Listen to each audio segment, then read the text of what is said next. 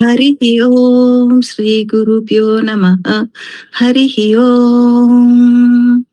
वक्रतुंड महाकाय सूर्यकोटि समप्रभ निर्विघ्नं कुरु मे देव शुभ कार्येषु सर्वदा।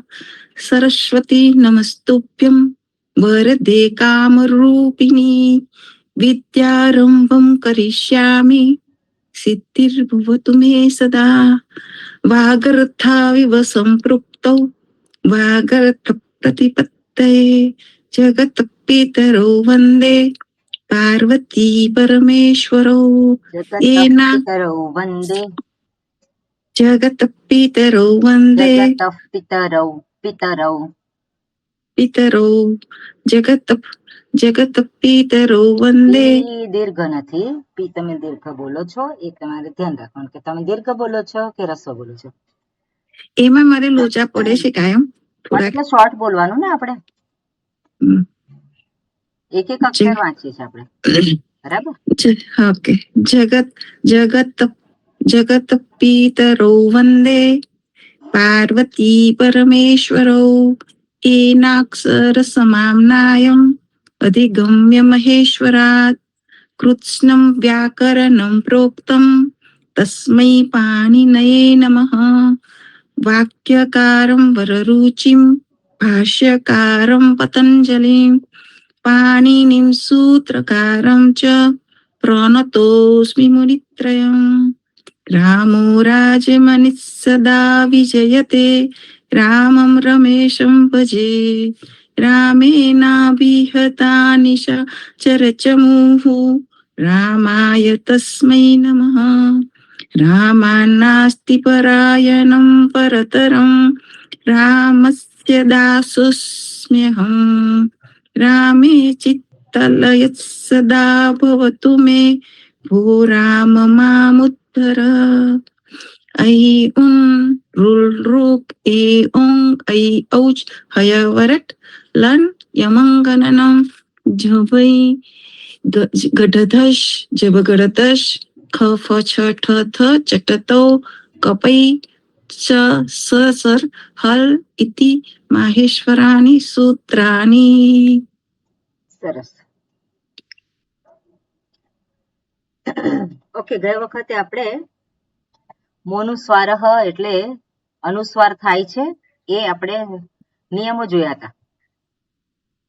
અંતમાં મકાર હોય, પદના અંતે મકાર હોય તો એ મકારનું એની પાછળ જો કોઈ પણ વ્યંજન આવતો હોય, પદના અંતે એના પછી વ્યંજન એટલે શું છે કે બીજો શબ્દ હોય વ્યંજનથી શરૂ થતો, તો એ મકારનું શું થઈ જાય છે? અનુસ્વાર થઈ જાય છે. ઓકે, પછી બીજો નિયમ હતો કે પદની અંતર્ગત જો મકાર હોય કે નકાર હોય તે મકાર નકારનો પણ શું કરવાનું છે? એના પછી જલ હોવું જોઈએ. જલી છે અને જલી એટલે ચોથો ત્રીજો બીજો પહેલો, બરાબર? અને બધા જ આવે એટલે સ્વર અને અર્ધ સ્વર સિવાયના અને પાંચમો વર્ગ એના સિવાયના બધા જ જો હોય તો પછી શું કરવાનું? પદ અંતર્ગત નકાર કે મકાર હોય તેનો અનુસ્વાર કરવાનો. અને એના પછી જે સૂત્ર જે છે એમાં કહ્યું તો યઈ પરસવર્ણ. તો પરસવર્ણ એટલે જે પાછળનો જે છે એનો સવર્ણ તમારે કરવાનો છે, અનુસ્વારનો. જે અનુસ્વાર કર્યો છે એ અનુસ્વારનો ફરી પાછો અનુનાસિક કરવાનો છે, કારણ કે અનુસ્વાર એ અનુનાસિક અંતર્ગત ગણી શકાય. એનો જે સવર્ણ હોય એ કયું છે? એ અનુનાસિક થાય. અને એટલા માટે એની પછી જે પણ વર્ગથી શબ્દ શરૂ થતો હોય તો એનો જ સવર્ણ એટલે એમાં જ એનો જ અનુનાસિક જે છે એ મકારના અનુસ્વારના સ્થાને આવી જાય. ઓકે, એટલે અનુસ્વાર છે યઈ પર. આ સૂત્ર છે અને પેલું છે સૂત્ર બીજું, યરહ અનુનાસિકે અનુનાસિકો વા. ત્યાં અનુનાસિક કરવાનો છે. કયો અનુનાસિક? યરહ. તો જે યર જે છે, યર પછી અનુનાસિક આવતો હોય તો યરનો અનુનાસિક કરવાનો છે. એટલે પહેલો જે છે એનો અનુનાસિક કરવાનો, આગળનો જે શબ્દ હોય એ જે અંત થતો હોય એનો અનુનાસિકે અનુનાસિકો અને અનુસ્વાર છે યઈ પરસવર્ણ. આ બે જે રૂલ જે છે એમાં જરાક તમે સ્પષ્ટ થઈ જજો. ઓકે, ઉદાહરણ આપણે જોયું હતું કે અંકનીય, આ જે છે નકાર જે છે તો નકારનો અનુસ્વાર થયો અને અનુસ્વારનો પછી શું થયો, આ ક વર્ગનો પરસવર્ણ છે. તો પાછળ શું છે, ક છે, તો ક વર્ગનો અનુનાસિક શું છે તો કે ગકાર છે અને એટલા માટે અનુસ્વારનો મકાર થયો છે. ઓકે, આ પદાંતસ્ય એ સૂત્રે શું કે છે, પદાંતમાં રહેલ અનુસ્વારનો યય પ્રત્યાહાર પૂર્વ વિકલ્પે પરસવર્ણ આદેશ થાય છે. તો પદાંતમાં રહેલ અનુસ્વાર જે હોય અહીંયા જોઈએ કે યય પ્રત્યાહાર પૂર્વે, તો યય એટલે શું છે, ય થી શરૂ કરી અને કપાઈ સુધીનો ય સુધી. એટલે કયા આવે, આપણે ય વર લ અને પછી ત્રીજો પાંચમો વર્ગ, ચોથો વર્ગ, ત્રીજો વર્ગ, બીજો અને પહેલો વર્ગ, અર્ધ સ્વર અને પછી પાંચમો, ચોથો, ત્રીજો અને પહેલો અને પહેલો. બરાબર, એ હોય તો વિકલ્પે પરસવર્ણ આદેશ થાય છે. આગળ પણ કયું પરસવર્ણ, અહીંયા પણ પરસવર્ણ છે. આગળ શું હતું, પરસવર્ણ ક્યારે થાય છે, યય પ્રત્યાહાર હોય તો. યય અહીંયા શું કહ્યું છે, યય એટલે ભેદ છે એમાં, ત્યાં પદની અહીંયા વિકલ્પથી કરવાનો છે, અહીંયા વિકલ્પથી છે, પરસવર્ણ આદેશ વિકલ્પથી છે. આ અનુસ્વાર પદાંત અનુસ્વાર છે અને અહીંયા આગળનું જે આવતું હતું એ અપદાંત, એટલે અહીંયા અપદાંત, અહીંયા પદાંત છે. એટલે પદાંતમાં રહેલો અનુસ્વાર છે એના પછી યય આવે તો શું કરવાનું, ત્યાં સર્વં કૃષ્ણ, તો ક વર્ગનો કયો છે અનુસ્વાર, ગકાર છે, એટલે અનુસ્વારનો ગકાર કર્યો. અથવા તો આવી રીતે પણ લખી શકાય જુદું, વા છે એટલે. ઇદમ ચિત્રમ, તો અનુસ્વાર છે એના પછી કયો વર્ગ છે, એના પછી છે ચ, તો ચ કયા વર્ગમાં, ચ અનુનાસિક છે, ચ છે જ એટલે અહીંયા થયો. અહીંયા કંઠકાર, તો અનુસ્વાર છે એના પછી શું છે, ઠકાર છે, તો ઠકાર વર્ગનો અનુનાસિક કયો છે, ઠઠ શું થશે, ત્યાં ણકાર થશે. પછી અહીંયા અહન્નમામી, તો અનુસ્વાર પછી નકાર છે, તો નકાર છે તો અનુનાસિક શું થશે, નકાર થશે, એટલે અહન્નમામી. ફલમ પતિતમ, તો ત્યાં શું થશે, પ વર્ગ છે, પકાર છે, પ વર્ગનો શું થશે અનુનાસિક, થશે. ક્લિયર છે, ઓકે. પછી આગળ વંદે છે, તો વકાર છે, તો વકારનો અનુનાસિક શું છે, વકારનો અનુનાસિક, એનો અનુનાસિક છે જ, વકારનો સવર્ણ છે જ, અહં વંદે. એવી રીતે યકાર હોય તો યકારનો પણ એ સેમ જ અનુનાસિક થશે. અને બીજું છે લકાર, તો લકારનો પણ એવો જ અનુનાસિક થશે, જે આપણે તોરલીમાં જોયું. એના માટે તોરલી સૂત્ર છે, નકાર પછી જે આવતું હોય છે, તથા ત વર્ગ પછી લકાર આવતો હોય તેને એ પ્રમાણે થાય છે. ઓકે, પછી આગળ જે છે, ઓકે, ત્યાં એક સૂત્ર જુદું છે, આની સાથે નહીં મેળ પડે. પણ આપણે જોઈએ કે રેફ આવતો હોય તો રેફનો કોઈ સવર્ણ નથી, એટલે રેફ માટે કોઈ લાગુ પડે નહીં નિયમ. ઓકે, હવે અનુસ્વાર અને અનુનાસિકના સંદર્ભમાં જોયું. હવે ફરી પાછું જે વિસર્ગ સંધિ જોઈતી, એમાં શું થયું હતું, સસજશો રૂહુ, અને એ રૂ જે છે એટલે રેફ છે, એનો ક્યાં તો વિસર્ગ થાય છે, એનો ક્યાં તો યકાર થાય છે, એનો ક્યાં તો ઉકાર થાય છે, અથવા તેવો ને એવો રહે છે. બીજા કોઈ નિયમ ના લાગુ પડે તો રેફનો રેફ જ રહેશે.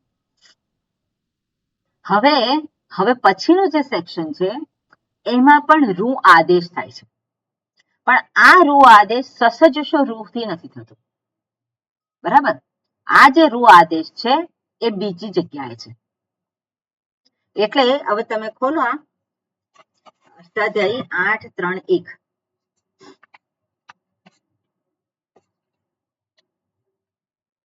8.3.1 છે એ ખોલો.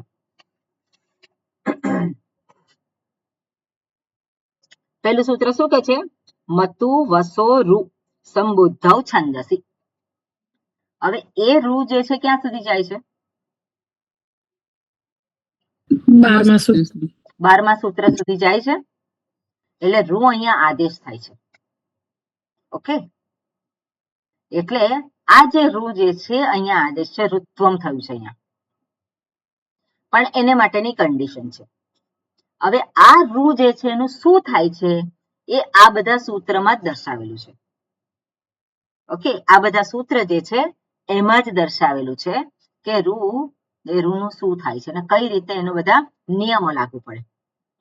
પેલું તો શું છે? સશેષ રૂહુ એ 8.2.66 છે અને એના પછી નિયમ લાગ્યો તો 6.1.113, 114, પછી ત્રિપાદીમાં 8.3.15 છે અને એવી રીતે બધા નિયમો લાગે છે. જ્યારે અહીંયા આ સેક્શનમાં આ જે સેક્શન છે 12 નંબરના સૂત્ર સુધી છે, તો આ એમાં જ મર્યાદિત રહેશે. ઓકે, આ એમાં જ મર્યાદિત રહેશે. એમાં શું થાય છે બધું અહીંયા જ દર્શાવેલું છે. ઓકે, હવે બીજો જે નિયમ છે એમાં શું છે તો કે 8.3.2 થી 8.3.4. હવે બધા સૂત્ર નથી જોતા, પણ જે આપણા માટે જે કામના છે એ સૂત્ર જોઈશું. હવે 8.3.2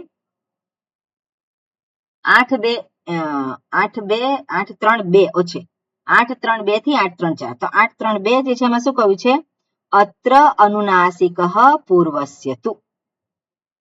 અનુનાસિક પૂર્વસ્ય અને રૂ આવે છે. ઓકે, રૂ આવે છે આદેશ તરીકે. આપણે ખાલી થોડુંક સમજવાનો પ્રયત્ન કરીએ સૂત્રને આધારે.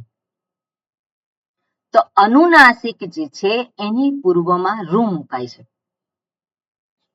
ઓકે, પૂર્વનો જે વર્ણ છે એના સ્થાને રૂ થાય છે. ઓકે, પછી આગળ જે છે આ તો અતિ નિત્યમ. તો એમાં પણ શું છે? એમાં પણ અનુવૃત્તિ કઈ આવે છે? અત્ર અનુનાસિક પૂર્વસ્ય અને રૂ. એમાં પણ રૂ આદેશ થાય છે. એટલે 3 સૂત્ર છે. પહેલા 3 સૂત્રમાં શું દર્શાવે છે? રૂ આદેશ બતાવે છે. ઓકે, હવે આગળનું સૂત્ર છે અનુનાસિકાત પરઃ અનુસ્વારઃ. આગળનું સૂત્ર છે એમાં બતાવે છે અનુનાસિકાત પંચમી વિભક્તિ છે. તો એ પંચમી વિભક્તિ દર્શાવે છે કે ત્યાં અનુનાસિક જો શબ્દમાં છે એ અનુનાસિકની પછી અનુસ્વાર તમારે કરવાનો. અનુસ્વારઃ એ આદેશ છે. અનુનાસિકાત પંચમી વિભક્તિ છે અને અનુસ્વાર ત્યાં એક ઉમેરવાનો છે. અનુસ્વાર જે છે એક આદેશ થાય છે. ત્યાં શેનો થાય છે, કઈ રીતે થાય છે, બધું શબ્દને આધારે વધારે સ્પષ્ટ થઈ જશે. ઓકે, સમસ્સુટી. તો સમસ્સુટી જે છે એની અંદર અનુવૃત્તિ કઈ આવે છે?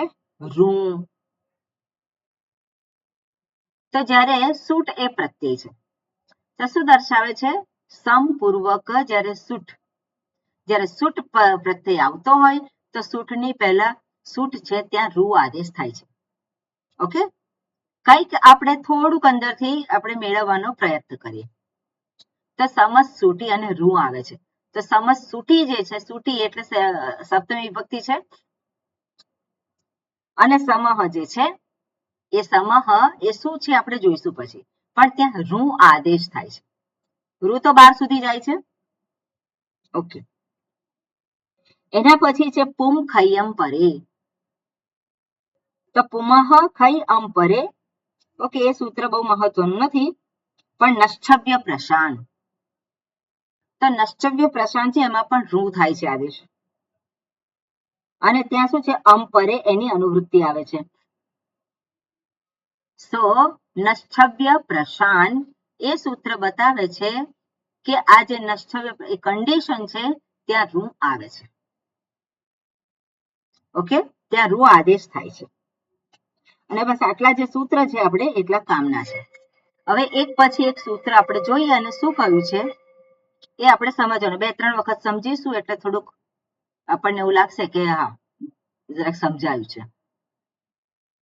સૂત્ર 831 થી 832 સંભવિત રૂ આદેશ દર્શાવે છે.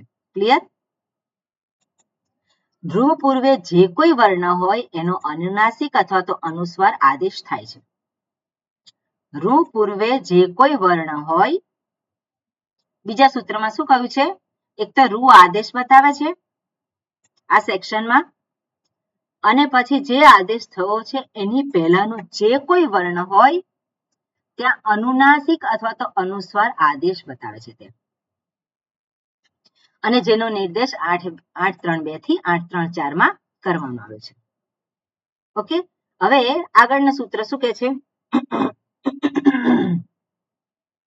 832 માં એકચ્યુઅલી અનુનાસિક શબ્દનો જ પ્રયોગ કરેલો છે. બરાબર, અનુસ્વારનો પ્રયોગ ત્યાં કરેલો નથી. એટલે અનુસ્વારનો પ્રયોગ ક્યાં આવે છે? સોરી, સૂત્ર 832 અત્ર અનુનાસિક પૂર્વસ્યમાં રૂ પૂર્વે વૈકલ્પિક અનુનાસિક દર્શાવે છે. જ્યારે સૂત્ર 833 આ તો અટી નિત્યમ રૂ પૂર્વે નિત્ય અનુનાસિક દર્શાવે છે. ઓકે, નિત્યમ શબ્દ છે એટલે રૂનો એટલે રૂની પૂર્વે અનુનાસિક જે છે એ અનુનાસિક નિત્ય આવે જ છે. આપણે જોઈશું એને કઈ રીતે આવે છે ને શું છે. ઓકે, હવે 834 નંબરનું સૂત્ર છે શું કહે છે કે જો 832 એનાથી અનુનાસિક કરવામાં તમે કહો છો, જ્યાં અટી હોય ત્યાં તો નિત્ય આવી જ જાય, પણ અટી ન હોય તો ત્યાં શું છે? ત્યાં વિકલ્પ છે. એટલે અનુનાસિક ધારો કે લગાડવામાં ન આવે તો 834 થી અનુનાસિક પરહ અનુસ્વાર, તો રૂ પૂર્વે અનુસ્વાર થાય છે. બરાબર, ક્યાં તો અનુનાસિક થાય અથવા તો બે થાય. જો અનુનાસિક ના હોય તો ત્યાં અનુસ્વાર થાય. બરાબર, અનુનાસિક ના આવતો હોય તો ત્યાં અનુસ્વાર તો થાય જ. ઓકે, આમ આ બે સૂત્રો 832 વિકલ્પ અને સૂત્ર 834 સાથે જાય છે. બાકીના સૂત્રો 835 842 માં ઋત્વ માટે વિશેષ સ્થિતિ દર્શાવે છે. ઓકે, હવે પછી એક સૂત્ર જોઈએ. એમાં 837 પેલું સૂત્ર છે. એમાં શું દર્શાવે છે? નશ્ચવ્ય પ્રશાન. પ્રશાન શબ્દ છે અપ્રશાન. અહીંયા અપ્રશાન શબ્દને અત્યારે છોડી દઈએ આપણે. બરાબર, અપ્રશાન એ એક છે અહીંયા. ઓકે, હવે નહ છવી અને ષષ્ઠ્યર્થે પ્રથમા. ઓકે, અપ્રશાન ષષ્ઠ્યર્થે પ્રથમા કર્યું છે. બરોબર, હવે અનુવૃત્તિ કઈ આવે છે? તો કે અંપરે. જો એમાં અનુવૃત્તિ કઈ આવે છે? 7મા નંબરના સૂત્રમાં અંપરે અને રૂ અને પદસ્ય અને સંહિતાયા. હવે શું દર્શાવે છે? પ્રશાન વર્જિતસ્ય. પ્રશાન શબ્દ છે અપ્રશાન એટલે પ્રશાનને છોડી દો. એટલે પ્રશાનમાં નકાર છે એટલે પદસ્ય અંતે પદાંત નકાર. અર્થ શું થશે? પદાંત નકાર. પણ પ્રશાન જે છે એને છોડીને, એટલે શું છે? પ્રશાન વર્જિતસ્ય નકારાંતસ્ય પદસ્ય. રૂહુ ભવતી. રૂ આદેશ છે, રૂ થાય છે અંપરે છવિ પરતઃ. અંપરે પણ છે અને છવિ પરતઃ પણ છે. એટલે શું દર્શાવે છે અહીંયા? સંહિતા અધિકારમાં પ્રશાન સિવાયના નકારાંત પદનો રૂ આદેશ થાય છે અંપરક છવ પ્રત્યાહાર પૂર્વે. એટલે છવ પ્રત્યાહારમાં શું આવે? છવ છે એમાં કયા કયા આવે? એટલે ખફછટમાંથી શરૂ કરીએ. છ ઠ થ ચટ તૌ. કયા આવે? બોલી દે માં. છ ઠ થ ચ ટ ત વ ત સુધી બ નહીં આવે. અને શેનું બોલવાનું છે? કયા કયા આવે એ કહો મને. પ્રત્યાહાર ને માં? બીજો દ્વિતીય કયા વર્ગ. કયા લેટર્સ આવશે? છ, અચ્છા, છ ઠ થ. થ, છ, હા, ચ ટ ત. ચ, ટ, ત. બસ. છ, ઠ, થ, ચ, ટ, ત. કેટલા? ચટ ત. છ થયા? છ થયા. છ, ઠ, થ કયો વર્ગ છે? એ બીજો.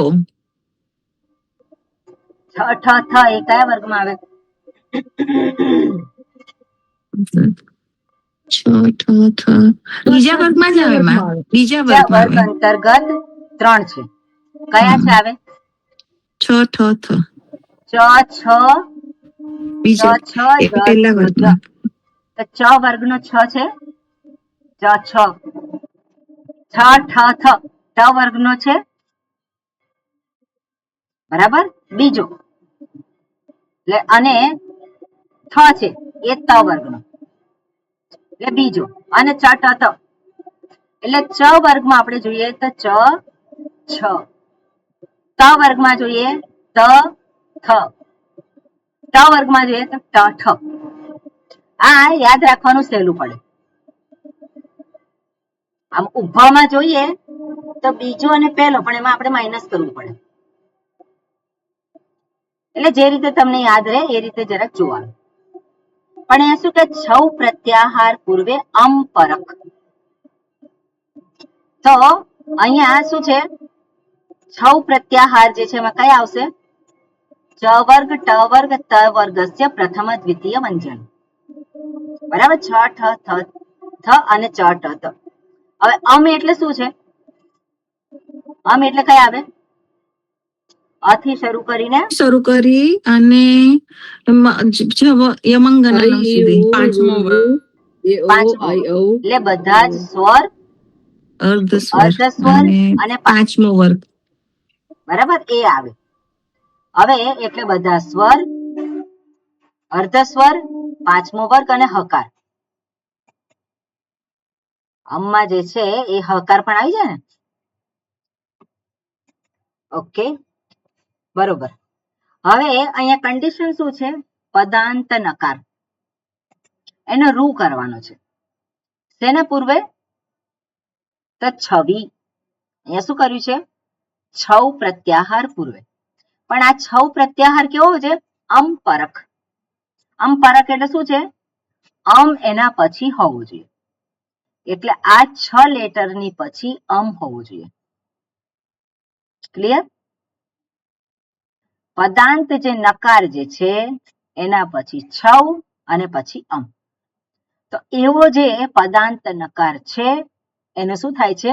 રૂ આદેશ થાય છે. હવે અહીંયા આપણે ઉદાહરણ ભવાન. ઓકે, ભવાન શબ્દ છે. કઈ વિભક્તિ છે ભવાન? પ્રથમ એક વચન. પ્રાતિપદિક શું છે? ભવત. ભવત. એટલે ભવાન, ભવાંતૌ, પછી ભવંતઃ. કેમ ભવંતઃ? ભવાંતઃ. ભવાન, ભવંતો. ભવાન, ભવંતૌ, ભવંતઃ એમ જ આવે છે ને સ્વામી. ભવંતમ, ભવંતૌ, ભવતઃ. ઓકે, ભવાન, ભવંતૌ, ભવંતઃ. બરોબર. ભવાંતઃ નથી, ત્યાં ભવંતઃ છે. ઓકે, બરોબર. ક્યાં ગયું? બરોબર. એટલે હવે ભવાન જે છે પ્રથમા વિભક્તિ એકવચન છે અને એના પછી તિષ્ઠતી આવે છે. ભવાન તિષ્ઠતી. ઓકે. હવે આ જે નકાર છે એના પછી શું છે? તકાર છે. અને એના પછી શું છે? ઈકાર છે એટલે છે. એટલે હવે આ નકાર જે છે એનો શું થશે? રૂ આદેશ થયો. રૂ આદેશ થયો. એટલે ભવા રૂ તિષ્ઠતી. હવે જે છે શું કે છે? હવે ફરી પાછો બીજું અને ચોથું સૂત્ર લાગવું પડે. એમાં શું કે છે કે ભવા રૂ. તો આ જે વા જે છે જ્યારે પણ રૂ આદેશ થાય છે તેની આગળનો જે છે વર્ણ છે એને અનુનાસિક આદેશ થાય છે. એટલે અહીંયા શું થયું? અનુનાસિક. ઓકે, અને અનુનાસિક જે છે એ વિકલ્પેન અનુનાસિક છે. વા છે, વિકલ્પેન અનુનાસિક છે એટલા માટે બીજું શું છે? અનુસ્વાર થશે.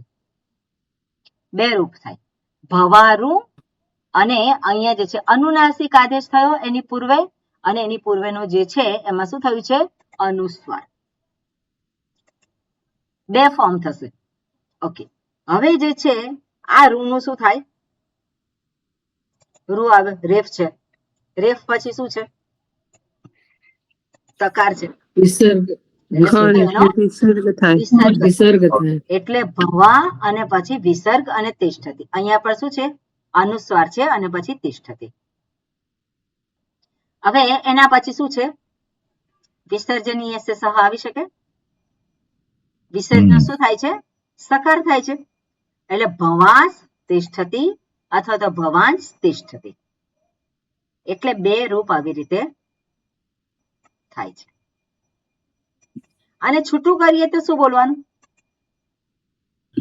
ભવાન તિષ્ઠતિ. ભવાન તિષ્ઠતિ બે શબ્દ છે, પણ જ્યારે એને સંધિ કરીએ તો કઈ રીતે થાય? ભવા અનુનાસિક અને એક સકાર આવે છે. દેખાય છે? એક સકાર છે એક્સ્ટ્રા. એ કઈ રીતે આવે છે?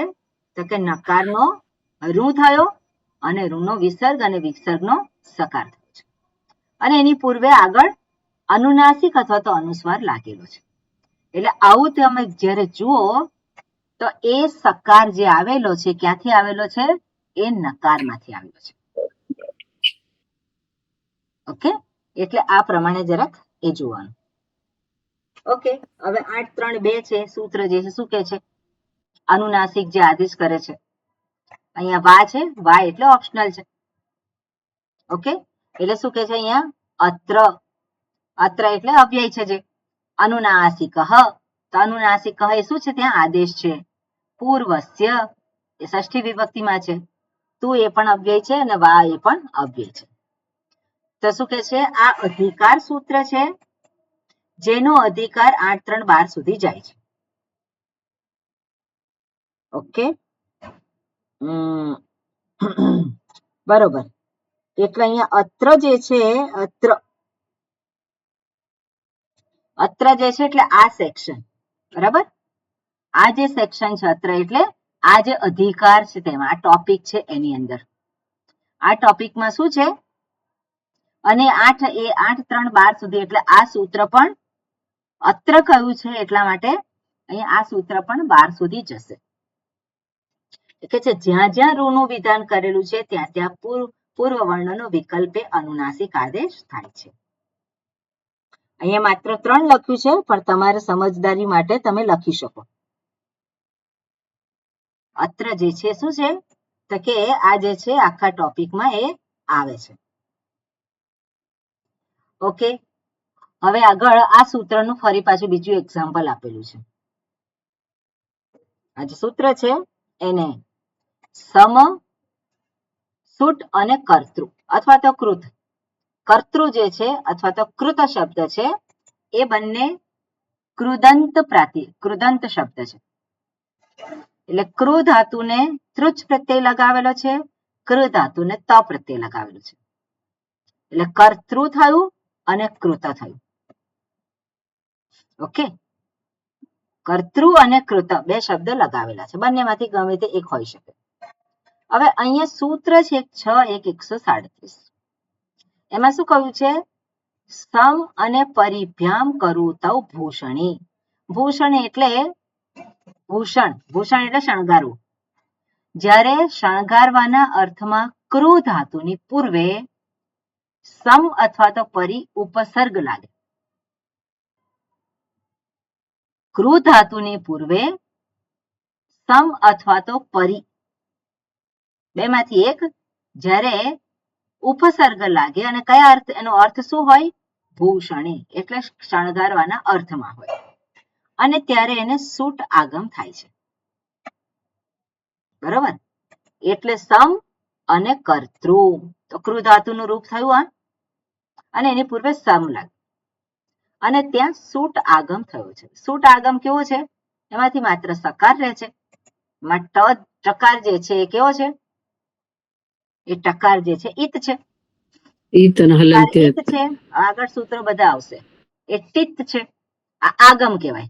આગમ કહેવાય, આદેશ નથી. આ શું છે? આગમ છે. આદેશ હોય તો એ છઠ્ઠી વિભક્તિમાં હોય ને બદલી નાખે. આગમ હોય શું કરે? મિત્રની જેમ બેસી જાય સાથે. હવે સૂટ છે, ટિત છે. ટિત આગમ છે એટલા માટે ક્યાં આવશે? તો કે સૂત્ર છે આદ્યંતૌ ટકિતૌ. આદિ અને અંત ટકિતૌ. જો ટકારિત હોય તો આદિમાં લાગે અને જો કકારિત હોય તો પછી લાગે. સ્થાની શું છે અહીંયા? સ્થાની છે કૃ ધાતુ. બરાબર? એટલે કૃ ધાતુની પૂર્વે સૂટ આગમ થશે અને સૂટમાં માત્ર સકાર રહે છે. એટલે સમ, સકાર અને કર્તૃ કે કૃત શબ્દ. ઓકે. હવે સકારોત્તર ઉકાર ઉચ્ચારણાર્થમ. સકારોત્તર ઉકાર એટલે ઉકાર જે છે અહીંયા ઉચ્ચારણ માટે સૂટમાં ઉ લગાવેલો છે એટલે માત્ર સકાર રહે છે. હવે આ જે મકાર જે છે એ મકારનો શું થશે? ત્યાં એનો ઋ થાય છે. કયા સૂત્રથી? સમસૂટી. આ જે સૂત્ર જે છે એમાં શું કહ્યું છે? 8 3 2 છે. ઓકે. હવે 8 3 5 આપણે અહીંયા જોઈએ. સમસૂટી. અચ્છા, આમાં આપ્યું નથી. ઓકે. એટલે તમે જુઓ અહીંયા સમસૂટી 8 3 5 છે. એટલે સમહ જે મકાર છે એ મકારનો શું થાય છે? ઋ આદેશ થાય છે. પદાંત મકાર જે સમ જે છે એની અંદર જે મકાર છે એનો ઋ આદેશ થાય. એટલે અહીંયા ઋ થશે સ અને ઋ પછી સકાર છે અને કર્તૃ અથવા તો કૃત શબ્દ છે. હવે 8 3 2 શું કહે છે? કે ઋ ની પૂર્વે તમારે વિકલ્પે શું કરવાનો? અનુનાસિક કરવાનો. વિકલ્પે કરવાનો. અને બીજો વિકલ્પ કયો છે? અનુસ્વાર કરવાનો. બરાબર? એટલે અહીંયા થશે સ અથવા તો અનુસ્વાર અને પછી સકાર છે અને પછી કર્તૃ છે. હવે આ ઋ નો શું થશે? વિસર્ગ થઈ જશે. એટલે શું થશે? સમ, અહીંયા છે સમ અને પછી વિસર્ગ અને પછી સકાર છે અને પછી કર્તૃ અથવા કૃત શબ્દ છે. એટલે સંસ્કર્તૃ, સંસ્કૃત, સંસ્કર્તૃ, સંસ્કૃત. તો સંસ્કૃત શબ્દ કેવી રીતે થયો છે? અહીંયા વિસર્ગ આપણને જોવા, અહીંયા જનરલી આપણે કઈ રીતે જોઈએ છે? આ રીતે જોઈએ છે ને, સંસ્કૃત. ઓકે. હવે આને પણ આગળ જોઈશું થોડુંક શું થાય છે. તો આપણે જોઈએ સંસ્કર્તૃ અને સંસ્કૃત થયું. હવે આ વિસર્ગનો શું થાય છે? સકાર થાય છે. એટલે શું થશે? સંસ્કર્તૃ અથવા સંસ્કૃત. અને પછી જે વા શરી છે એ શું કરે છે? વિસર્ગનો વિકલ્પેન સકાર આદેશ. વિસર્જનીય સહજે છે એટલે અને વા શરી શું કરે છે? વિકલ્પેન. વિકલ્પેન આદેશ થશે એટલે આપણે શું થશે? ત્યાં વિકલ્પ છે. કયો વિકલ્પ છે? એક તો વિસર્ગનો વિસર્ગ રહે અથવા તો વા શરીથી શું થાય? સકાર થઈ જાય. એટલે જે વિસર્જનીય સહથી કહ્યું છે એ સકાર થઈ જાય. આપણે જોયું આ સૂત્ર પહેલા. એટલે વિસર્ગસ્ય વિકલ્પેન સકારાદેશે પ્રાપ્તે. એટલે સંસ્કર્તૃ અથવા તો સંસ્કૃત. આ પ્રમાણે શબ્દ બને છે. પણ આપણે જ્યારે જોઈએ છે ત્યારે શું છે? કઈ રીતે જોઈએ છે? એક જ સકાર જોઈએ છે. બરાબર ને? ત્યાં સંસ્કૃત પણ ખરેખર શું છે? આ પ્રમાણે ત્યાં આવે છે. આવી રીતે આ જે છે સંસ્કૃત અથવા તો આ સંસ્કૃત એ સાચું રૂપ છે. પણ આપણે એવું જોતા નથી. એટલે એક સકારનું જે છે એ લોપ થયેલું છે. એક સકાર જે છે એ આપણે જોતા નથી. સંસ્કૃત. હવે વિસર્ગ જે છે એ વિકલ્પેન છે ઓકે, એના પછી જે સકાર જે છે એ વાસરીમાં વાર્તિક કઈ છે ને સ્વામિનીજી, હા શું છે? વિસર્ગનો લોપ થાય એવી એક. બરોબર, એટલે સમહ વા લોપમ એકે, બરોબર. એટલે સમ પુમકાનામ સ્વહ વક્તવ્ય, તો સમુવા લોપમ એકે, સાસમ પૂર્વક જે છે એમાં એક સકાર જે છે એનો લોપ પણ થઈ શકે છે, એ વાર્તિકથી થાય છે. બરોબર, સારું થયું. એટલે એ શું થશે? એક સકાર જતો રહેશે, એનો લોપ થાય છે એટલા માટે. એટલે સંસ્કૃત શબ્દ કેવી રીતે આવ્યો? એમાં ક્રુ ધાતુનું કોઈક રૂપ છે, એની આગળ સમ ઉપસર્ગ લાગ્યો અથવા તો પરી ઉપસર્ગ લાગ્યો, અને ત્યારે સૂટ આગમ થયું, અને એ સૂટ આગમ થયું છે ત્યાં સમ જે મકાર જે છે એ મકારનો રૂ થયો, અને પછી રૂની પૂર્વે એક અનુનાસિક આવે અથવા તો અનુસ્વાર આવે છે. બરાબર, આ એક પ્રોસિજર છે.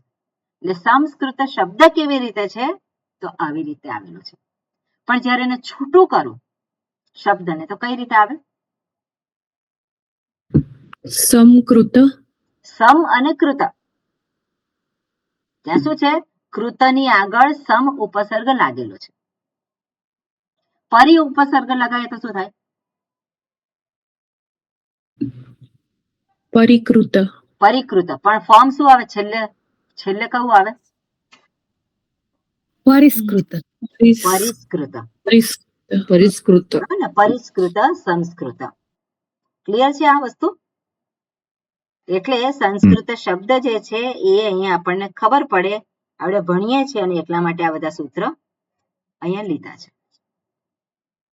ઓકે, અનુનાસિક પરહ અનુસ્વારહ, ચોથા નંબરનું સૂત્ર છે. એમાં શું કહે છે કે રૂના પૂર્વ વર્ણનો અનુનાસિક આદેશ નથી થતો ત્યાં તે વર્ણને અનુસ્વાર આગમ થાય છે.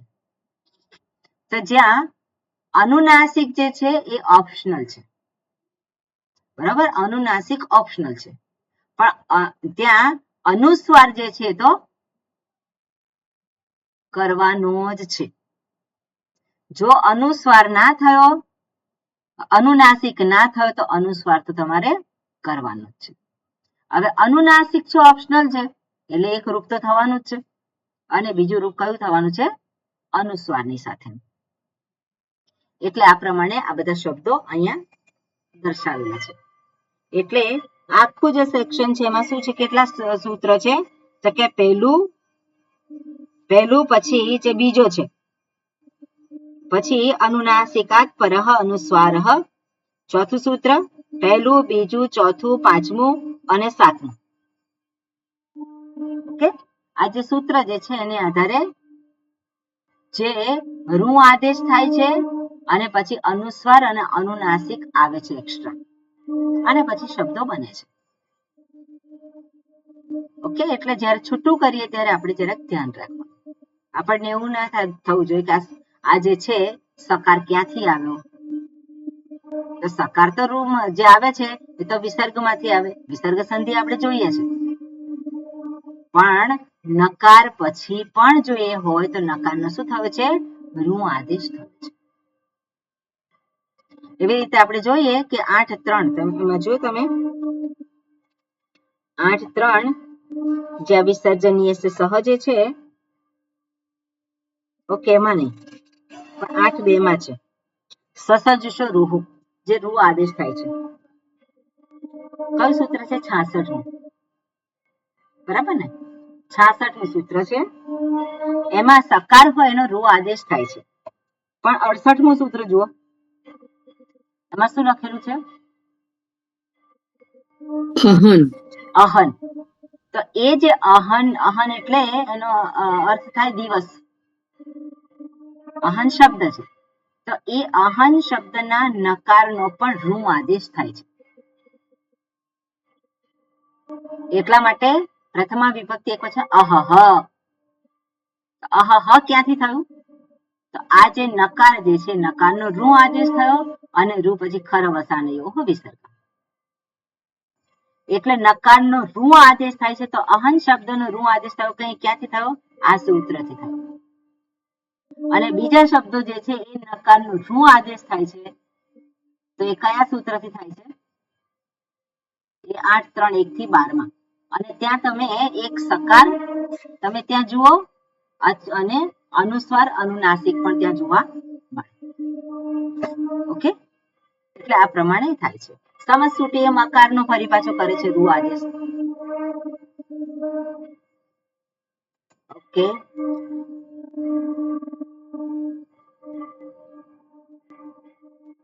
એટલે ક્લિયર છે આ સેક્શન? સ્વામીજી, તો જેમાં અહન છે તો એવા બધા જ જે શબ્દો છે નકારથી પૂરા થતા હોય ને પછી ખાલી સ્પેસિફિક આ અહન માટે જ રૂનો આદેશ થાય છે? હા, સ્પેસિફિક સૂત્ર છે ને એના માટે. પણ બધા જે નકાર અને પછી જે આપણે છ જે છે, છ અને પછી જે તો છે પછી કરવાનું જ, તો પછી પેલું જ રૂપ આવે. એમાં તો પેલા આવી જાય. હા, બરાબર. પેલો જે છે એ રૂલો જ આવે. કન્ડિશન છે ચોખ્ખું અને પછી હોવું જોઈએ. એ જે સેક્શન છે એ 8, 3, 1 વાળા સેક્શનમાં આખું એ 8, આવશે 3, 1 વાળા સેક્શનમાં આવે. અને આ ખાલી અહન માટે જ છે કે જેમાં નકાર. અને એ શબ્દ ઘણી બધી વખત વપરાય છે. હા, અહહ તો વપરાતું જ હોય છે. અહહ, અહરહ, બરાબર. ઓકે, એટલે નકારનો ઋ આદેશ થાય છે. ઓકે, એમાં તમે આગળ જુઓ. અહન છે લખેલું છે, એમાં 72મું સૂત્ર છે. એમાં શું છે? દહ, વસુ, શ્રમસુ, ધ્વંસુ. એમાં જે સકાર છે એનો દકાર આદેશ થાય છે. એટલે સકારનો ઋ આદેશ થાય છે એવું જ નહીં, પણ સકાર જે છે એનો દકાર આદેશ પણ થાય છે. અને દકાર આદેશ થાય છે 75માં સૂત્ર સુધી જાય છે. ઓકે, એટલે જુદા જુદા આદેશ થાય છે ને જરાક આપણે જોવાનું આ બધા સેક્શનમાં, એટલે આપણને ખબર પડે. સકારનો ઋ આદેશ થાય છે, નકારનો પણ ઋ આદેશ થાય છે, સકારનો દકાર આદેશ પણ થાય છે. ઓકે, બરોબર. હવે આગળનું સૂત્ર છે એ પણ થોડું સમજવાનું છે. બધા જુદા જુદા પાર્ટમાં થોડુંક સમજીશું તો આપણને સમજી જશે. ઓકે, હા જીગરભાઈ, આ સૂત્ર છે કાઢો તમે. એમાં અનુવૃત્તિ કઈ આવે છે મને તમે કહો પેલા. એકાચો બશોભશ જશંતસ્ય ધ્વોહો. 8, 2, 37. ઓકે, 37.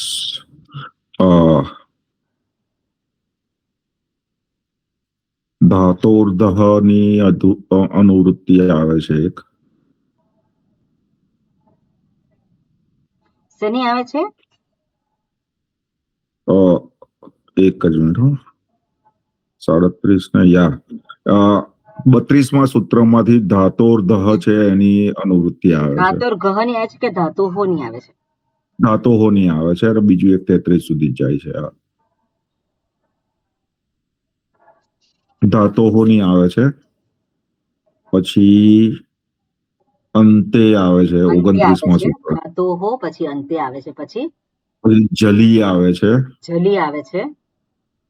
હા, ક્યાંથી આવે છે? જલી આવે છે તમારું 26માં સૂત્રમાંથી. બરોબર, સરસ. પછી આગળ એક જ મિનિટ. 74 સુધી ના, તો એ છે 68 સુધી, એટલે પૂર્વત્ર સિદ્ધમ તો આવે જ છે. બરોબર. અને સંહિતાયામ બી આવશે. બરોબર. અને પદસ્ય. પદસ્ય, હા. બરોબર, પદસ્ય. ઓકે, હવે આ સૂત્ર જે છે એમાં શું હોય છે? એકાચઃ. કઈ વિભક્તિ છે? એકાચઃ. જો પ્રથમા વિભક્તિમાં જોવાનું. ષષ્ઠી વિભક્તિ એકવચન. એક સેકન્ડ. ષષ્ઠી વિભક્તિ એકવચન છે. ઓકે, વશઃ. હા, હા, વશઃ એ પણ ષષ્ઠી વિભક્તિ એકવચન છે. ભશ એ શું છે? ભશ એ પ્રથમા વિભક્તિ એકવચન છે. જશંતસ્ય. ષષ્ઠી વિભક્તિ એકવચન. સ્ધોહો. સ્ધોહો. સપ્તમી વિભક્તિ દ્વિવચન. સપ્તમી વિભક્તિ દ્વિવચન છે. અચ્છા, ધાતોહોની કઈ વિભક્તિ? ધાતોહો એટલે ષષ્ઠી જ થશે ને? એક જુઓ. સેકન્ડ. સૂત્રમાં કઈ છે?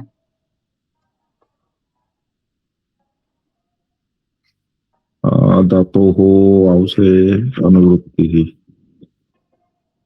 ષષ્ઠી વિભક્તિ. ષષ્ઠી વિભક્તિ છે ધાતોહો. પછી જલી આવે છે, તો જલી સાતમી વિભક્તિ છે. સપ્તમી વિભક્તિ છે. અંતે અંતે થશે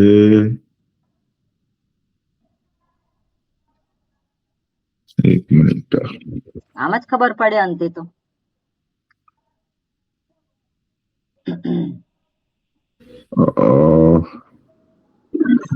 સપ્તમી થશે ને? જોવાનું ને તે સૂત્રમાં અંતે 29મું સૂત્ર છે. એક સેકન્ડ. 29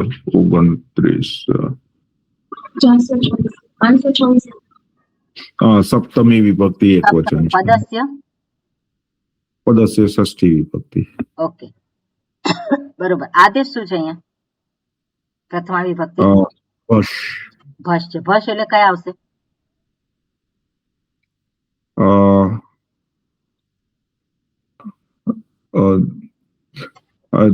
ભય ભ અને ગઢ. એટલે જભઈ ભ પછી ગઢ ગઢ. ચાર આવશે. ભ અને ગઢ. બરાબર. એટલે આપણે જોઈએ પ ફ બ ભ, ચોથો આવ્યો. પછી ક ખ ગ ઘ, ઘ છે એમાં, એ બી ચોથો. ઘ છે. પછી ચ છ જ છે, જ જભઈ. પછી આવે છે ટ ઠ ડ ઢ, ઢ છે ત્યાં. બરાબર. અને ત થ દ ધ, ધ છે. ચાર જ છે ને? કયા છે? હા, ચાર જ છે. ભ અને ગઢ ધ. કયો નથી? ઘ. નથી. એટલે જભઈ નો જ નથી. જભઈ એનો શું છે? તો ત્યાં શું છે? ભ છે. પણ જ નથી ત્યાં. જ નથી. જ કયા વર્ગમાં આવે છે? ચ વર્ગમાં. બરાબર. એટલે ચ વર્ગનો ચોથો નથી. બાકી બધા એના ચોથા છે. એટલે ભશ એ આદેશ છે. બરાબર. ભશ એ આદેશ થયો. હવે શેના સ્થાને થયો? તો છઠ્ઠી વિભક્તિમાં બધા શબ્દો આપણે છે, ઘણા બધા શબ્દો છે. કયા શબ્દો છે? તો કે એકાચ, બશ, જશંતસ્ય, પછી ધાતોહો, પદસ્ય. આટલા શબ્દો છે. આ પદસ્ય છે એનું પદાંત કરવું પડે. બરાબર. પછી ધાતોહો છે પણ છે, એટલે પદાંત ધાતુ. પદાંત ધાતુ માટે, રાઈટ. બરાબર. પદાંત ધાતુ જે કેવી હોવી જોઈએ? એકાચ. એકાચ, જે ધાતુમાં એક અચ હોવો જોઈએ. એક અચ એટલે એક સ્વર. ધાતુ એમાં એક સ્વર હોવો જોઈએ. અને એમાં બશ, એમાં શું હોવું જોઈએ? બશ હોવો જોઈએ. એક તો એક સ્વર જે છે એ હોવો જોઈએ, અને બશ. બશ એટલે શું?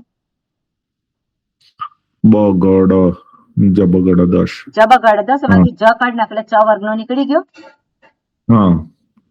એમાં જ આદેશ પણ નીકળી ગયો અને ચ વર્ગ આખો નીકળી ગયો. ચ વર્ગ નથી. એટલે ક વર્ગ, ટ વર્ગ, ત વર્ગ અને પ વર્ગ. બરાબર. એનો જે છે એ કયો છે? બશ એટલે ત્રીજો. ત્રીજાના સ્થાને કયો કરવાનો? બશ એટલે ચોથો કરવાનો. બરાબર. પણ જશંતસ્ય પણ છે. ધાતુ જે છે એક અક્ષવાળી હોવી જોઈએ, એમાં બશ હોવું જોઈએ, એટલે ત્રીજા વર્ગનો હોવો જોઈએ લેટર. અને એનો અંત જે છે એ જશ થી થવો જોઈએ. બરાબર. તો એનો શું આદેશ થશે? બશ બશ. આદેશ થશે. ક્લિયર? અને એના પછી પાછો દ્વોહો એના બી છે પછી શું એટલે હોવું જોઈએ એ પણ છે. તો કે હા. ધ્વોહો સકાર અને ધ્વ છે. સકાર હમ. અને ધ્વ. હમ. એ શું છે? સકાર. એટલે સકાર તો હોવું જોઈએ, જલી સકારે, અને જલી પણ છે. ઓહા, જલી પણ છે. ઓકે. એટલે જલ, સકાર અને ધ્વ. હમ. ઓકે. એટલે હવે આપણે આ બધું ગોઠવવું પડે બધું. હમ. શું કે છે? ધાતુનો અવયવ. ધાતુનો અવયવ જે એક અચવાળો, એટલે ધાતુ જે એક અચવાળી હોવી જોઈએ, એનો અંત એક આ ક્યાંથી થતો હોય? જશ જશ. અંતવાળી. એ ધાતુનો અવયવ શું છે? બશ. એટલે એમાં બશ હોવું જોઈએ. બશ એટલે કે હમ. ત્રીજો વર્ગ હોવો જોઈએ. હમ. ધાતુનો અંત જશથી થતો જોઈએ, હોવો જોઈએ. એમાં બશ એ હમ. અવયવ હોવો જોઈએ એનો. હમ. એક અચ હોવો જોઈએ એમાં. અને બરાબર. ત્યારે બશ અવયવનો જલાદી સકાર. ઓકે, જલાદી સકાર છે. એટલે સકાર જે જલ અંતર્ગત આવે છે એ. હમ. જલાદી સકાર ધ્વ શબ્દ પૂર્વે તથા પદાંતે, અથવા તો પદાંતમાં હોય. પદાંતમાં શું હોય? ભશ આદેશ થાય છે. બસ. હા. પદાંતે ભશ આદેશ થાય છે. હમ. ઓકે, આપણે જોઈએ કઈ રીતે આવે છે. પદાંતે ભશ આદેશ થાય છે, તો પદાંતે કઈ રીતે થાય છે? ઓકે, બશ એટલે શું છે આપણે જોયું. બશ એટલે બ ગ ડ દ. બગડ દ. હા. અને ભશ એટલે ચોથું થાય, એમાં ચ વર્ગના નથી. અને જશ જે હમ. છે એ આદેશ છે. ના, ભશ આદેશ છે. હર્ષ અને આદેશ જશથી થશે. હા. અંત થવો જોઈએ. તો જશ એટલે શું? ચોથો વર્ગ. હા. બરાબર, ચોથો વર્ગ. આદેશ શું છે? બશ. બશ. ચોથો વર્ગ જ છે. અને હમ. અંત ક્યાંથી થવો જોઈએ? ચોથા વર્ગ. જશ. પણ અહીંયા હમ. 5 આવે છે, અહીંયા જ પણ લીધું છે. અને અહીંયા જે છે એનો આદેશ જાય છે એ આનાથી થાય છે. શેનો થાય છે હમ. આદેશ? બશનો થાય છે. હમ. હવે બકાર હોય તો બકારનો શું થઈ જાય? બકાર. ભકાર થઈ જાય. ગકાર હમ. હોય તો શું થાય? ઘકાર ઘ. થાય. ડકાર હોય તો ઢકાર થાય, ને દકાર હોય ઢક. તો ધકાર થાય. ઢકાર. ક્લિયર? હમ. હવે એકાચ એટલે શું છે? કેવલમ એક. એકઃ સ્વરઃ અસ્તિ. તો દાખલા તરીકે વદ ધાતુ છે, તો હમ. એક જ સ્વર છે. જી ધાતુ છે, એક જ બરાબર. સ્વર છે. અટ ધાતુ જે છે એ પણ કેવું છે? એક જ સ્વર. શ્વન, લિહ, આ બધું શું છે? એક જ સ્વર છે એક. ધાતુ. પણ અહીંયા શું કે છે? ધાતુ જશંત હોવી જોઈએ. ધાતુનો અંત જશથી થવો જોઈએ. તો એવી કઈ હમ. ધાતુ છે આપણે શોધવી પડે. તો અહીંયા લભ ધાતુ છે, મગ્ઘ ધાતુ છે, ક્ષુદ્ધ ધાતુ. તો લભ એમાં ભકાર છે, તો ભકાર જશ અંતર્ગત આવે છે ને. હમ. પછી મઘ છે, તો ઘકાર એ જશ અંતર્ગત બકાર આવે છે. જશ અંતર્ગત. શુદ્ધ નો હા. ધકાર છે એ પણ જશ અંતર્ગત આવે છે. હવે હમ. એની જશ અંતર્ગત છે એટલે છેલ્લું જે છે એની પૂર્વે શું હોવું જોઈએ? બશ હોવું જોઈએ. એની પૂર્વે બશ હોવો જોઈએ. તો બશ પણ જોઈએ તેવી કઈ ધાતુ છે? તો કે ગૃધ ધાતુ છે. અંત કેવી રીતે થાય છે? ધકારથી થાય છે. એક જ છે, તો કે એક જ છે. અને ઋકાર. હા. આગળ જે છે ગૃહ છે, તો ગકાર જે છે એ બશ અંતર્ગત આવે છે. બસ અંતર્ગત આવે છે. રાઈટ. બરોબર. એટલે આવી કોઈક ધાતુ જે છે એ શોધવી પડે. એમાં જે બકાર જે બશ છે એનો ભશ આદેશ થાય છે. હર્ષ આદેશ થાય. એટલે બશ વર્ણ સ્થાને ભશ આદેશ. તો બકારસ્ય બકારઃ, ગકારસ્ય ઘકારઃ, ડકારસ્ય ઢકારઃ, દકારસ્ય ધકાર આદેશ સ્યાત. બરાબર, ક્લિયર છે? બરોબર. હવે ધ્વોહો લખ્યું છે ઇતિ સપ્તમી દ્વિવચનમ. તો સકારે પરે ધ્વ પ્રત્યયે ચ પરે ઇત્યર્થઃ. એ જે સકારે અને ધ્વ, તો સકારે જલ છે. બરાબર, હા. એટલે જલીનું આ જે શું વિશેષણ થયું? જલ પણ કેવો છે? જે સકાર હોવો જોઈએ. સકાર. બરાબર. એટલે આપણે અથવા તો ધ્વ પ્રત્યય છે. ધ્વ પ્રત્યય ક્યાં આવે છે? ધ્વમ આત્મનેપદ. આત્મનેપદમાં આવે છે ધ્વ, હમ ત આતામ છે, Right. થા સાથમ દ્વ ધ્વમ, હા તો ત્યાં ધ્વ આવે છે. તો ત્યાં પણ આ પ્રમાણે થાય છે. ઓકે, હવે ધાતુ અહીંયા લીધી છે બુધ. આ બુધ ધાતુ એક જ છે, એક જ છે. એમાં હા ઉકારાંત છે હા ધકાર જે છે જશંત છે, હા બરાબર. અચ્છા ચોથા વર્ગથી પૂરી થાય છે, તત હા. ધ, હમ અને એમાં બશ છે, હા બ છે રાઈટ બ છે, બરોબર. એટલે બધી કન્ડિશન પૂરી થાય છે. હા ઓકે, એના પછી હવે રૂટ જે છે, હવે આપણે રૂપ બનાવીએ છીએ. એમાં ત લગાવ્યો આપણે. ત કયો છે? તો આત્મનેપદનો પ્રથમ પુરુષ એક વચનનો પ્રત્યય છે ત. આ જયારે પ્રત્યય લગાવીએ, હવે રૂટ લકાર છે, ભવિષ્યકાળનો લકાર આપણે બનાવવો છે. રૂટ લકારનું રૂપ બનાવીએ છીએ, અને એટલા માટે ભવિષ્યકાળ માટે સ્ય પ્રત્યય આવે, બરાબર. સ્ય પ્રત્યય આવે છે. અને પછી તનું તે થાય છે. કેવી રીતે થાય છે? બધા રૂલ આપણે જોઈશું, એના બધા નિયમ. પણ આ બુધ પછી સ્ય આવ્યો, હા બુધ પછી સ્ય આવ્યો. હવે આ અર્ધ ધાતુક છે, અને એટલા માટે અહીંયા પુગંત લઘુપદસ્ય એ સૂત્રથી અહીંયા બુધનું બોધ થાય છે. બધું થાય છે હવે બોધ છે પછી સ્ય છે. હવે એકાચો બસો ભસથી શું થશે? આ બકારનું શું થઈ જાય છે? બકાર. બકાર કારણ કે પાછળ સકાર છે, બરાબર. એટલે અહીંયા બોધનું શું થયું? બોધ થયું. બોધ સ્ય અને તે. હવે આ જે ધકાર જે છે, એ ધકારનું શું થાય છે? ખરીચ. પાછળ ખર છે ને, એ હા ખરી છે, ખર એટલે છે સકાર એ ખર છે, અને એટલા માટે ધકારનું શું થાય છે? તકાર થાય છે. અને ફોર્મ શું આવે? બોધસ્ય તે. ધાતુ કઈ છે? બુદ્ધ બુદ્ધ ધાતુ. અને એનું રૂપ કયું છે? રૂટ લકારનું, તો કે બોધસ્ય તે. એટલે બકારનો ભકાર થાય છે. હવે કોઈ જગ્યાએ કઈ રૂપ જોઈને કઈ આપણને આઈડિયા આવે ખરો કે આ બુદ્ધ ધાતુ હશે? એટલે આવું જોવા મળે. આવી કેટલી ધાતુઓ હશે આવી કેટલી ધાતુઓ હશે આવી? એ બહુ ઓછા રૂપ છે એવા, અચ્છા એવા બહુ ઓછા રૂપ ઓકે છે, પણ આવે છે ખરું. આ ધ્વ હોય તો પણ શું થાય? આ જે છે એના પછી ધ્વ હોય તો પણ શું થાય? હા તો પણ થાય છે. હા ધ્વ હોય તો ધ્વની બી તો કન્ડિશન છે જ ને ઉપર છે ને? સપ્તમીમાં ધ્વો બતાવ્યું જ છે રાઈટ યા એટલે ઘણી બધી જગ્યાએ થઈ શકે.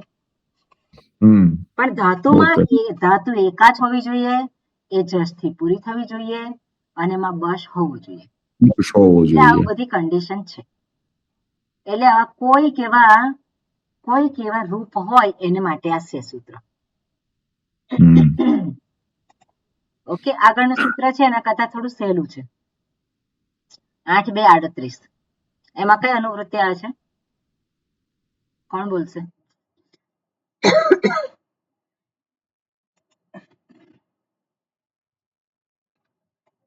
સ્વામિનીજી, હા એક ક્વેશ્ચન છે. હા બોલો.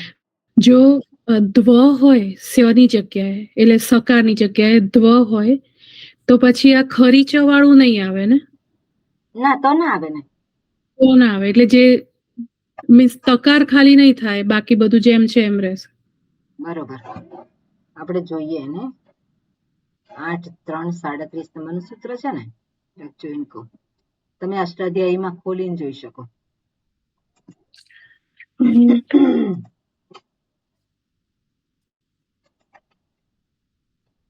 કયા શબ્દો છે એને આધારે ખબર પડશે.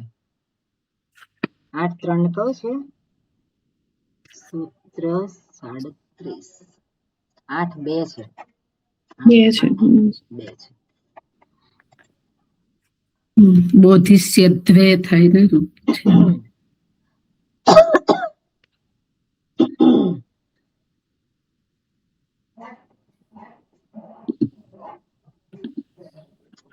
ઓકે, ગૃધ ધાતુ ધ્વનું ક્યાં છે? ધ્વો સકારે ધ્વ પરતઃ દુઃખ ધાતુ સુ,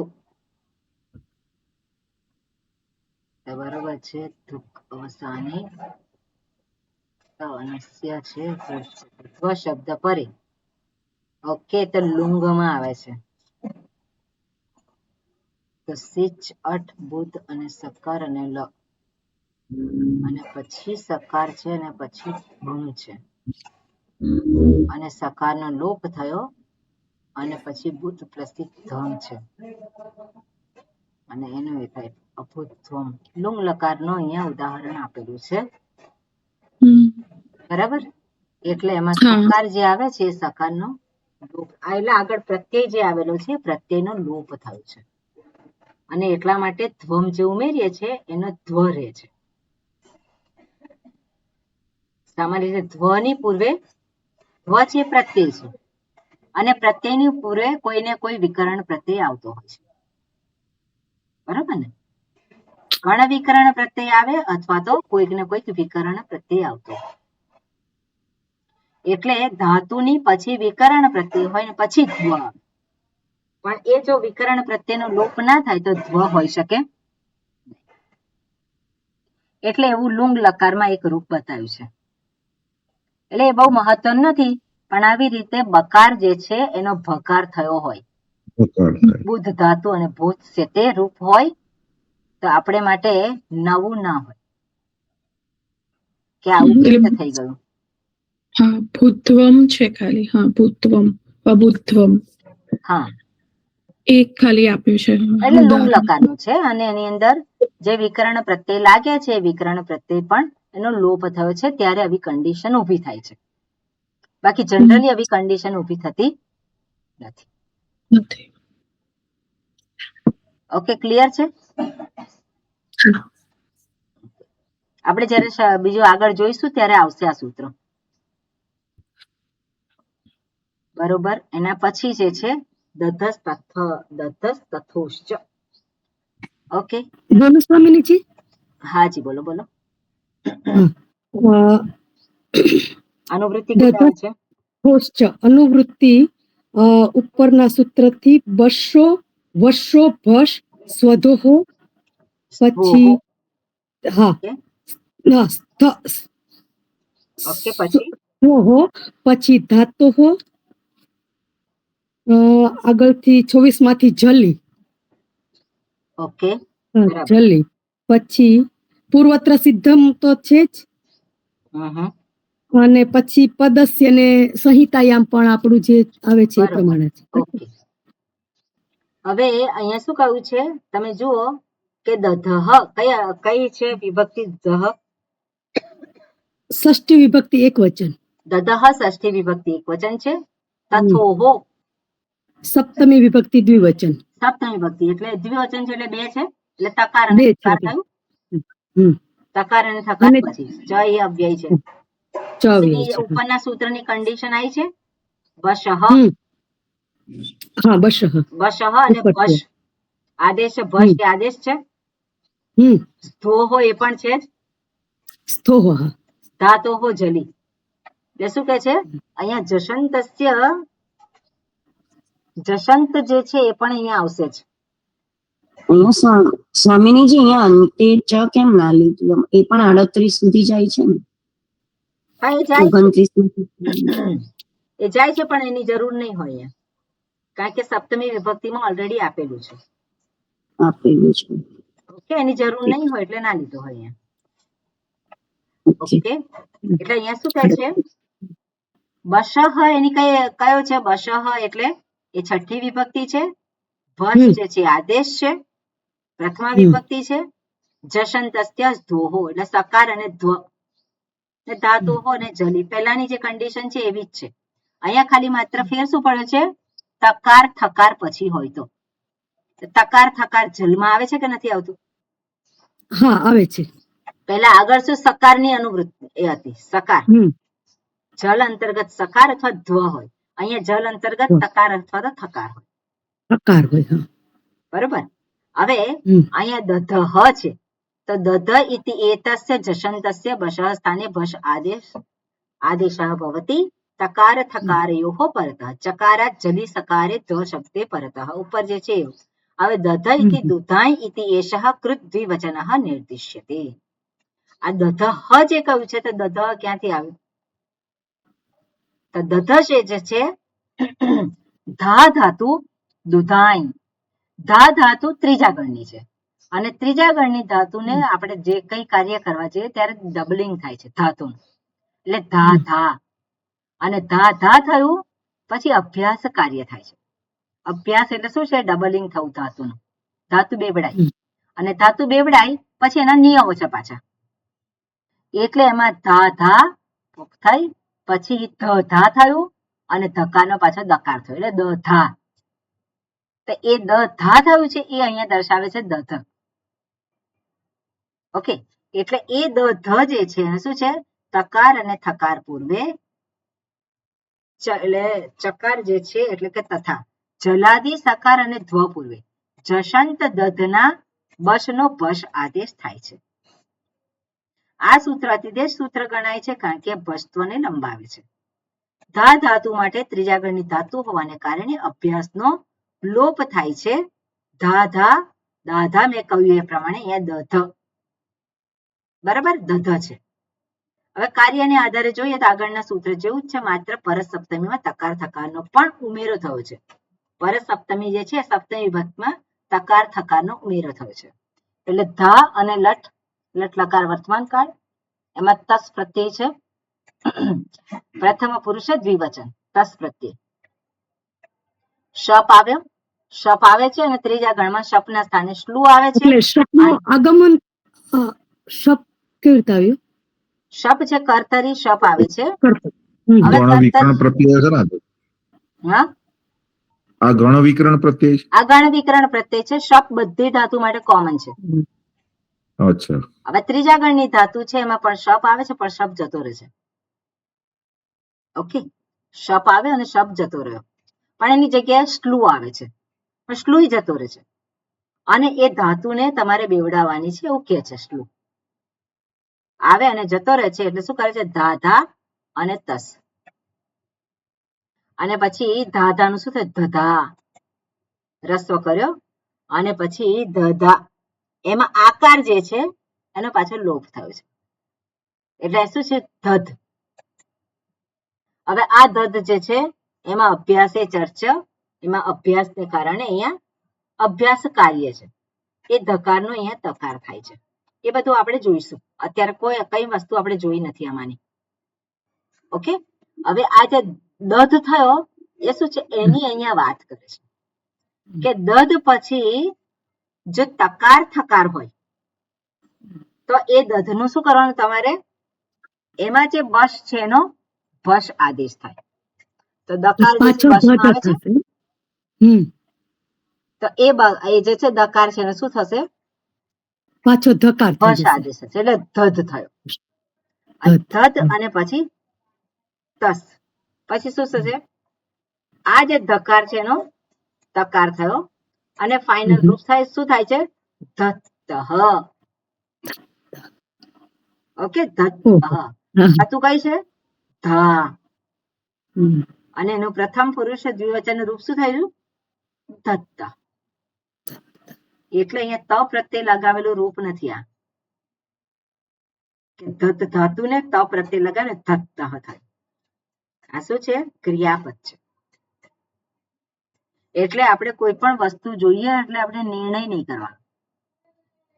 આપણે વાક્યમાં જોવાનું અને વાક્યમાં એ કયું એનું સ્થાન છે, એ ક્રિયાપદ દર્શાવે છે કે પછી એ બીજું કંઈક દર્શાવે છે. એટલે કૃદંત શબ્દ છે. ઓકે, એટલે આવું રૂપ થઈ શકે તો આપણે એનાથી બીવાનું નહીં, આપણે એનાથી ચોંકવાનું. એટલે આ બધી પ્રક્રિયામાંથી પસાર થવું પડે. એટલે આ બધી પ્રક્રિયા એટલા માટે કે આવો કોઈક શબ્દ આપણે જોઈએ તો આવું રૂપ થઈ શકે છે એવી આપણને ખબર હોય.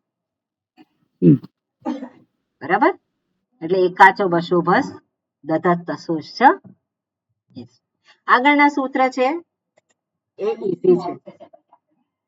ક્વીન પ્રત્યયસ્ય કુહુ એ સહેલું છે. ઓકે, ક્વીન ઢોઢે લોપહ. ઓકે, આપણે નેક્સ્ટ ટાઈમ જોઈશું. બરાબર? આટલું થોડુંક હેવી ડોઝ છે આજનો. કારણ કે એક આખું પેલું સેક્શન જોયું 8.3.1 નું, એ પણ થોડું સમજવામાં આવે છે, અને આજે છે આ સૂત્ર પણ છે. Okay, next time. ઓમ શાંતિ શાંતિ શાંતિ. હરિ ઓમ શ્રી ગુરુભ્યો નમઃ. હરિ ઓમ. ઓકે, ના સમજાયું હોય એવું લાગ્યું ખરું એમાં? કન્ડિશન્સ સમજાય તો બધી ગયું પણ પ્રક્રિયાને